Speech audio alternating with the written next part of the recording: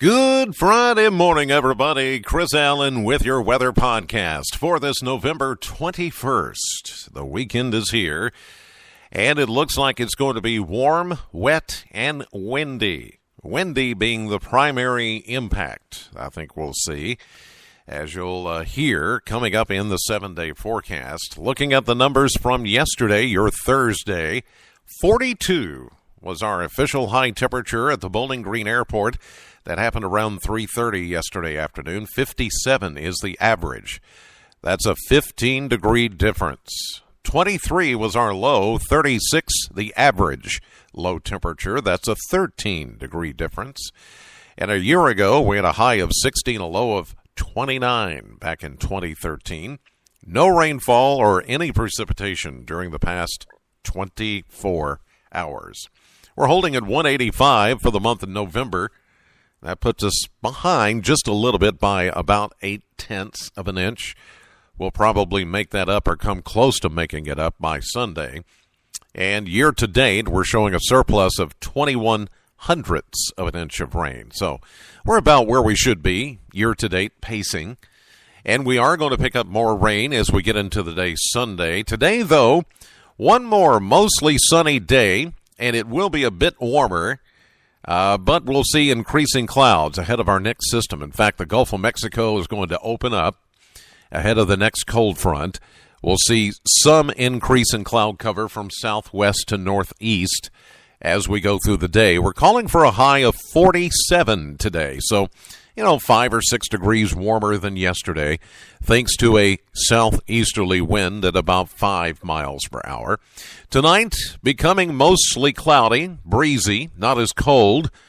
Overnight low at 38. The winds will begin to pick up out of the south at about 10 to 15 miles per hour. I think much of your Saturday will be dry. We're going to see a lot of cloud cover, though. We're going to call it mostly cloudy, breezy, and warmer with a high around 60. And if you're headed out at 11 a.m. tomorrow for Western's home game, you'll be able to get out and enjoy it a little bit better than the last few games. It will be warmer, but I would still take a jacket. The winds are certainly going to pick up, and that could affect the kicking game tomorrow, of course. We're calling for a high of 60, south winds at 13 to maybe 32 at times, especially during the afternoon. But it is Sunday when we're calling for the bulk of the gusty winds to come through. And we're also calling for a 90% chance of rain and a few thunderstorms. Now, the severe weather risk is further south of us, but there's enough mid-level spin in the atmosphere. You go up about 18,000 feet or so, and there's what we call some mid-level rotation or spin in the atmosphere. That is enough of a dynamic that we could find a few strong, possibly even 1 or 2 severe thunderstorms. But the severe weather risk is not really included in this area. It's not a widespread risk. It would be very isolated or kind of all by itself. It would just be maybe a couple of thunderstorms could reach out. But if we keep enough cloud cover here, that's going to reduce the instability. We talk about that here a lot. If you get the sun coming out, that's going to aid the instability, make a little bit more buoyancy in the atmosphere, and that really gets thunderstorms heated up and going, even with very little. This time of the year, very little instability is all it takes to produce severe weather. So we're not really concerned about this on Sunday, but just wanted to give you a heads up just in case. But the winds are really going to howl on Saturday with the rain and the thunderstorms at 20 to 40 miles per hour. So that alone is going to be your number one hazard or number one impact during the day on Sunday. We'll see a high, though, of 66 degrees. That is almost, well, it is. It's, almost 10 degrees above average. Wow. So we go from 10 to 15 to 20 degrees below average to above average. Crazy. November. 58 on Monday.